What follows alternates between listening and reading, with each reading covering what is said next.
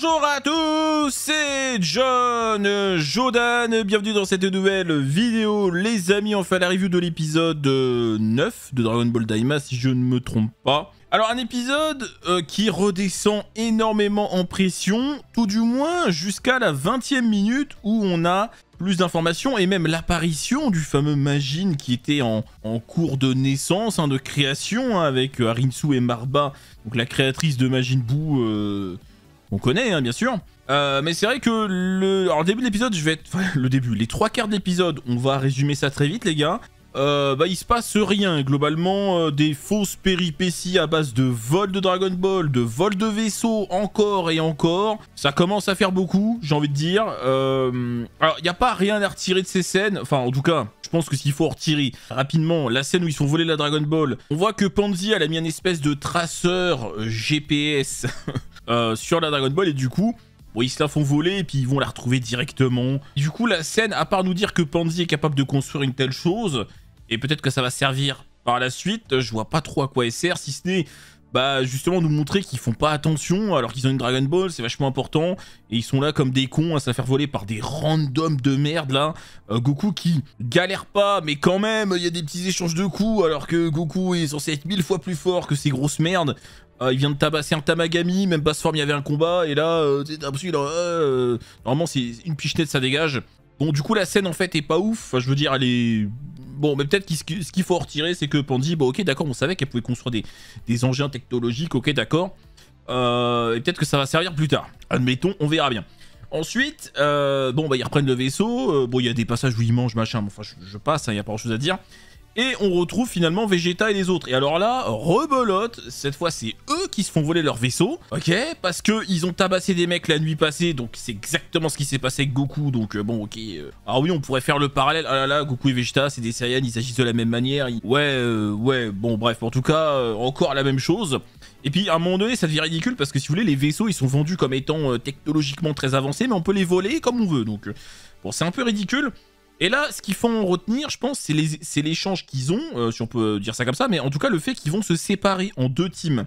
Ok, d'un côté, je veux bien, mais ils auraient pu faire ça autrement. Ils auraient pu simplement se réunir, discuter, parler stratégie, et prendre cette décision, plutôt que de... Parce qu'en gros, là, ce qui se passe, c'est que leur vaisseau est volé. Ils sont obligés d'attendre, Goku, les autres arrivent. Ils leur disent, ouais, ben nous, on n'a pas de place dans notre vaisseau, on peut pas tous vous prendre avec nous, on peut pas prendre, voilà, Bulma, Vegeta, Piccolo, machin. Donc, du coup, vous êtes obligés de rester là pendant que nous, on y va. Donc, du coup, ils repartent. Et Goku dit à Vegeta, oui, du coup, peut-être aller taper Goma, nous on s'occupe des Dragon Ball. Et il se casse, sauf qu'en fait, tu vois juste après dans l'épisode que 5 minutes plus tard, Vegeta tabasse les gens qui ont volé le vaisseau et il le récupère. On voit pas quand il le récupère, mais on sait qu'il est à côté. Donc en gros, pour 5 minutes, voilà, ils vont se séparer à 5 minutes près, ce qui est un peu ridicule. Pourquoi ils se sont pas rejoints et discuter stratégie? Parce que d'un côté, c'est pas con de se séparer dans ce contexte-là, parce qu'après tout, est-ce que c'est nécessaire qu'ils y aillent tous face au Tamagami? Goku a l'air à la hauteur, donc ils peuvent s'occuper de ce côté-là, et Vegeta et les autres peuvent aussi désamorcer la menace de... Enfin, soi-disant menace de Goma, Degesu et tout. Donc ok, mais ils auraient pu en parler plutôt que de forcer ça avec un vaisseau volé une fois de plus. Admettons, mais du coup, voilà, donc l'intérêt de la scène, je pense que c'est que ça, mais du coup, franchement, je trouve que c'est pas foufou. Mais donc ils se séparent. Alors d'un côté, c'est pas une mauvaise idée, comme je le disais, parce que ça allait être compliqué de faire briller tous les personnages s'ils sont constamment tous ensemble. T'imagines, à chaque épisode, t'as Vegeta, Piccolo, Goku, même Glorio quelque part, Shin, t'as tout ça, et t'imagines dans chaque épisode les faire briller chacun à leur tour. C'est galère. C'est très galère. Même s'ils brillent pas chacun à leur tour, c'est-à-dire que t'as les trois quarts des persos qui servent à rien. Jack Shin, depuis le début, il a pas servi à grand chose à part raconter du lore. Glorio, pas beaucoup plus, c'est Goku qui fait quasiment tout.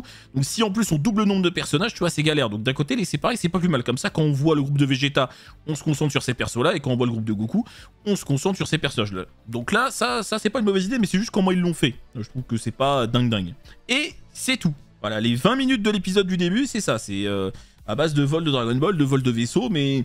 Voilà, donc ça redescend bien. Mais là où ça devient très intéressant, c'est la dernière partie avec du coup Arinsu et Marba qui terminent la potion pour faire enfin plus ou moins le mélange pour faire le nouveau Majin. Et alors là, on nous raccroche les wagons avec les Saibaman, parce que du coup, elle va mettre une graine de Saibaman dans la mixture. alors plus ou moins si j'ai bien compris, en disant que les Saibaman en fait de base ils ont été créés avec un ensemble de démons, donc là ça te fait tout un mix avec plus Majin Buu qui a été rajouté, donc du coup ça te fait un bon mélange, une connerie comme ça, et peut-être pour le contrôle aussi, mais je suis pas sûr que c'était forcément lié. Mais du coup les Saibaman qui sont à la base des espèces de créatures mélangées de plusieurs démons. Alors pourquoi pas, elle dit qu'à l'époque elle en avait en quantité, qu'elle en vendait, donc c'est pas étonnant qu'il y ait des graines qui puissent se retrouver dans d'autres civilisations, etc. Bon, admettons, moi ça me dérange pas, mais le truc c'est que bah, ça apporte pas grand chose si tu veux. Enfin oui, ok, les Saibaman sont des créations du royaume des démons, ok, si tu veux. Mais du coup elle rajoute une graine à la mixture. Et là où où ça me gêne un peu, c'est que du coup, en termes de Chara design, et donc on va en parler forcément, vous vous y attendez, le fameux Majin Buu, qui s'appelle comme ça, Majin Buu, K-U-U, qui arrive, et du coup, il ressemble à un Saibaman. Vous avez vu le design, hein, je vais pas le remettre, hein, c'est un Saibaman, on dirait une fusion entre un Saibaman et PQ, Paikuan, ou alors avec Pupui, au niveau de la bouche et tout. Mais du coup, alors chacun a son avis. Mais bon, vous savez, la subjectivité, ça a des limites. Il y a un moment donné, un tas de merde, c'est un tas de merde. Tu vas pas trouver ça beau a priori. Je pense que peu de personnes vont apprécier le Chara design. Alors attention, je désamorce tout de suite. Ça veut pas dire que c'est forcément pas bien. Je vais développer. Mais c'est vrai que de prime abord, le personnage dégage rien du tout. C'est-à-dire qu'il fait pas peur, il est pas charismatique. Il dégage rien, il est pas drôle. Il dégage rien. En fait, on dirait un random du royaume des démons, comme les autres qu'on voit depuis le début. Vraiment, le Chara design ne dégage rien du tout. Alors, certains, et je vais désamorcer tout de suite, disent oui, mais c'est que sa première forme. Alors, ça m'étonnerait, parce que ils prennent comme exemple Fat Buu. Mais les gars, c'est pas du tout la même chose. Fat Buu, pourquoi il est comme ça? Parce qu'il a absorbé le grand Kaioshin. Il y a plusieurs absorptions qui sont en jeu. Là, c'est pas le cas. C'est sa forme normale. Et d'ailleurs, par rapport à ce sujet-là, je ne suis pas certain que le nouveau Majin va utiliser l'absorption, etc. Parce que quand tu regardes le Chara design, il n'a pas le côté chewing-gum et tout. Il a vraiment le corps d'un Saibaman. Et je suis pas certain qu'on va retrouver ce côté absorption. Et d'un côté, c'est bien, parce que copier-coller, tu vois, si on a les mêmes attaques, c'est pas intéressant. Mais d'un autre côté, ça retient encore plus les possibilités qu'il ait d'autres formes. Parce que ça m'étonnerait qu'il fasse des absorptions ou je sais pas quoi. Donc cette excuse, non, à mon avis, il va rester comme ça. Donc ça déjà, c'est pas un argument. Et puis, ce qui va être... ce qui va être déterminant pour ce personnage, pour qu'il dégage quelque chose, c'est ce qu'il va faire. C'est dans ses actions que ça va être intéressant ou non, ou moyen, ou chacun aura son avis.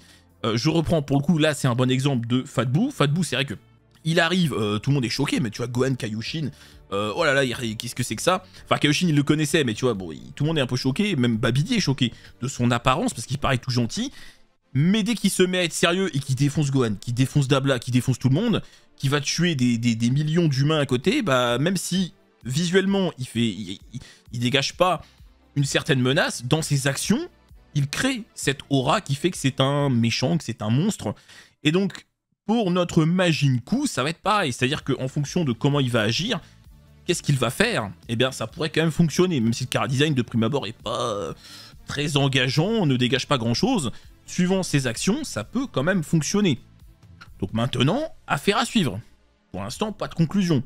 Mais bon, c'est vrai que là, pour l'instant, juste comme ça, tu le regardes, c'est sûr qu'il dégage pas grand-chose. Honnêtement, bon, voilà. Mais encore une fois, voyons ce qu'il va faire. Comment il va se comporter. Et le truc le plus intéressant de l'épisode pour moi, et ça, je m'y attendais pas du tout, c'est qu'à la fin, elle lui dit « Ok, va tabasser le Tamagami numéro 1. » Et si tu n'y arrives pas, en gros, c'est que tu vaux même pas la peine. Va le tabasser. Alors là, je m'y attendais pas, parce que je m'attendais peut-être à ce qu'elle laisse Goku et sa team récupérer les Dragon Ball, tu vois. Et puis après, voir en fonction qu'est-ce qu'on fait, tu vois. Est-ce que le Majin a été suffisamment fort pour s'occuper de Goma et tout, comme elle le disait, ou est-ce qu'on utilise les Dragon Ball? Et non, en fait, elle lui dit, va tabasser le Tamagami numéro 1, récupère la Dragon Ball et reviens. Et le mec, à la fin, il dit, ouais, j'y vais. Le Seiyu, ça a l'air de bien marcher. On verra dans les faits après, mais du coup, ça annonce potentiellement un truc vachement intéressant. Et même au niveau du déroulé, donc c'est-à-dire que Goku, etc., ils vont aller dans le deuxième, ils vont certainement récupérer la Dragon Ball. Et quand ils vont arriver dans le troisième, comment ça va se passer? Parce que certainement que la Dragon Ball sera en possession d'Arinsu, comment... Voilà. Donc ça peut être intéressant, parce qu'on aurait pu se dire que le scénario allait être très linéaire jusqu'à la toute fin, en mode jusqu'à la 3ème Dragon Ball, alors que finalement, non, hein, ça va a priori changer de construction au niveau du scénar, au moins maximum après la 2ème. Donc ça peut être très intéressant. Bon, d'ailleurs, on voit une petite scène avec Goma et Degesu. Alors bon, une scène un peu rigolote, hein, où il le gueule dessus, il devient géant là au niveau de l'animation. Bon, Degesu qui perd le peu de charisme que je lui avais accordé, parce qu'il est là comme une grosse victime, s'il vous plaît. Bon, il fait pitié. Honnêtement, ces deux personnages, j'ai l'impression qu'ils sont vraiment là pour le gag, et que pour moi, il n'y a aucun moyen, en tout cas, sauf un truc, mais globalement, aucun moyen qu'il... Enfin, qu'à un moment donné, il soit menaçant, ou enfin... Et on le voit bien, parce qu'en fait, ils sont en PLS. Degesu dit, ouais, il a battu le premier Tamagami. Les Tamagami, pour la plupart des persos, c'est le top, c'est impossible, on peut rien faire. Donc on voit bien qu'ils sont impuissants. Goma et Degesu face à la situation, ils sont impuissants. Bon, Goma lui dit, vas-y, qu'est-ce que tu fous, fais quelque chose pour les stopper, mais il va faire quoi? Il va envoyer la police. Ils ont aucun moyen de les arrêter, puisque le Tamagami, c'était déjà au-dessus de tout pour eux. Donc ils ont aucun moyen. Donc Goma et Degesu, à mon sens, jusqu'à la fin, ils vont rester, entre guillemets, simples spectateurs. Voilà, ils se font avoir de tous les côtés. Arinsu complote dans leur dos, nos héros arrivent, ils sont largement au-dessus. Goma s'étonne qu'étant enfant, ils sont aussi puissants. Donc son plan, en fait, c'est un fiasco total. Hein, et d'ailleurs, mais ça je l'avais dit au début, il s'est fait convaincre beaucoup trop vite. Il serait resté dans son monde à la con, là. Il aurait rien fait, il était tranquille. Enfin, il était tranquille. Si Arinsu avait décidé quand même de faire le Majin, il aurait pu avoir des problèmes. Enfin, en tout cas, toute la partie Goku, il serait pas venu. Hein, il serait jamais venu dans ce monde. Mais il s'est fait baiser, en fait, le mec. Bon, il a été convaincu beaucoup trop vite, à mon sens. Mais il est un peu con, tu vois. Mais admettons. Donc, du coup, là, lui, son plan, il est foutu. Alors maintenant, la seule manière, pour moi, que Goma, peut-être, à un moment, soit une menace, c'est le fameux 3e œil, là. On voit que, d'ailleurs, ce 3e œil est dans la ceinture de Ibis. Ce perso, il me fait marrer, par contre. Très très drôle, mais du coup, bon, alors ouais, ce truc-là, ça va servir à quoi? À qui? Dans quel timing? Quel contexte? Est-ce que... parce que Goma en parle, il dit, ouais, j'aurais dû faire comme premier vœu de récupérer le 3e œil, comme si, apparemment, ça aurait été bien plus intéressant au final. Donc, power up à ce point-là, enfin... Donc, à part ce truc-là, cet élément-là, pour moi, Goma et Degesu, ça va rester vraiment des pigeons jusqu'à la fin, quoi. Peut-être qu'il y aura des échanges avec Degesu, Shin et tout, mais pour moi, clairement, on va aller vraiment vers Arinsu, vers ses créations, parce qu'il y en aura peut-être d'autres, hein, parce que là, on voit bien qu'il reste une graine de Saibaman, on verra bien ce que ça va donner. Pour moi, Glorio, c'est sûr que d'une manière ou d'une autre, son perso peut pas se limiter à être un larbin. Pour moi, il y aura quelque chose avec Glorio, je sais pas comment, avec une fusion, avec je sais pas comment, mais pour moi, forcément, ça va être un adversaire de taille à un moment donné. Mais on verra comment ça va être amené, mais en tout cas, tout ça peut être très intéressant. Donc maintenant... J'attends et j'ai hâte de voir le combat, donc Majin Buu contre le premier Tamagami. Et j'espère qu'ils vont pas nous le faire hors champ, parce que sinon c'est terrible. C'est en mode, il y va, on le voit pas, et puis il revient avec la Dragon Ball, ah ça y est, je l'ai. Non, faut qu'on nous montre le combat. En fait, la Majin Buu, globalement, les gens, voilà, le design, ils sont pas fans, et c'est bien normal, hein, quand tu vois à quoi il ressemble. Donc ce qu'on a besoin, c'est d'action, il faut qu'on le voit en action, à l'œuvre. Pas qu'une histoire de combat, mais aussi son comportement. Est-ce qu'il va être diabolique? Est-ce qu'il va être sans pitié? Est-ce qu'il va être tout gentil? Tu vois, enfin... Mais là, avec son Karizan, il faut qu'il fasse des dingueries. Il faut qu'on ait un combat épique avec le Tamagami et que, bien sûr, il va le battre. Évidemment, sinon le scénario n'aurait aucun sens. Évidemment, on sait qu'il va le battre. Sinon, ça n'a pas de sens. Mais il faut que le combat soit quand même un peu épique et il faut, limite, j'aurais envie de dire, pour impacter et faire encore monter la tension, qu'il le tue. Alors, parce que le Tamagami, on l'a vu avec Goku, c'était un peu en mode, ouais, épreuve, c'est chill et tout. Mais là, il faudrait pas que ce soit ça. Non, le Majin, il vient pas pour faire une épreuve, il vient pour récupérer la Dragon Ball, point barre, tu vois, il vient pas pour s'amuser. Alors, est-ce que ça va être tourné en blague, en mode... J'espère pas. J'espère que ça va être sérieux. Il arrive, je veux la Dragon Ball, ok, on se défie, et puis il le défonce. Alors après, qu'il le tue ou pas, j'en sais rien. Mais en tout cas, que ça soit pas gentil, quoi. Parce que là, il faut nourrir ce personnage avec des actions. Parce qu'il y a que comme ça qu'il pourra dégager quelque chose, encore une fois, parce que visuellement, ça ne marchera pas. Donc il nous faut des dingueries, voilà, donc, et ça peut passer par ce combat qui peut être incroyable, hein, parce que quelle technique va-t-il utiliser? Il a une partie de Majin Buu en lui, enfin un petit morceau, mais est-ce qu'il aura des techniques de Majin Buu? Est-ce que ça va être des techniques bien à lui, les Saibaman? Est-ce qu'il va cracher de l'acide? Est-ce qu'il va s'auto-péter, mais sans mourir? J'en sais rien. On verra bien, mais ça peut être intéressant. Et donc, bon, petit moment théorie à la con, on apprend donc que Vegeta, etc. vont a priori aller directement taper Goma, entre guillemets. Alors, peut-être que justement, ils vont aller dans le premier monde. Du coup, Goku, eux, ils continuent vers le deuxième. Vegeta, etc. vont dans le premier, ils vont à un moment donné tomber sur le Majin, forcément, puisqu'il est dans le premier monde, le Majin. Et bien sûr, ils n'arriveront pas à le battre. Hein, forcément, ils n'y arriveront pas. Et après, Goku va devoir venir à la rescousse. Ça va finir en fusion, machin, je sais pas quoi. Va savoir, mais peut-être que ça va être tourné comme ça, tu vois. Vegeta, ils vont dans le premier, du coup, ils vont forcément tomber à un moment donné contre le Majin. Ils pourront pas le vaincre, évidemment. Si le Majin est capable de battre le Tamagami 1, normalement, Vegeta est pas censé être capable de le vaincre, ou alors il y a un beau combat, mais pas plus, quoi. Donc tout ça est plein de bonnes promesses, je pense. Enfin, en tout cas, ça peut être intéressant, même si l'épisode était assez ennuyeux. Mais heureusement, la fin remonte le truc, parce que ça continue à faire monter la pression par rapport au Majin, même si, bon, le design, voilà, mais ce qu'on nous dit, surtout ce qu'on nous raconte, il va le taper le Tamagami, machin, enfin, ça peut être vachement intéressant. Faut voir comment ça va être fait, mais franchement, ça peut être cool. Donc voilà, les amis, ce que j'avais à vous dire sur l'épisode, il n'y a pas grand-chose d'autre à ajouter. Donc j'ai hâte de voir la suite, malgré tout. J'espère qu'on va pas trop dormir non plus sur les prochains épisodes. Enfin, pas genre comme ça, tu vois, genre 3/4, on fait dodo, et puis... voilà, j'espère que ce sera un peu mieux rythmé, mais là, forcément, après un pic, on se doutait que ça allait redescendre quand même. C'est pas très étonnant, certes, mais bon, hâte de voir la suite, malgré tout. Allez, sur ce, les amis, petit pouce bleu, n'hésitez pas à vous abonner si ce n'est pas déjà fait. Des bisous à tous, à très bientôt, salut!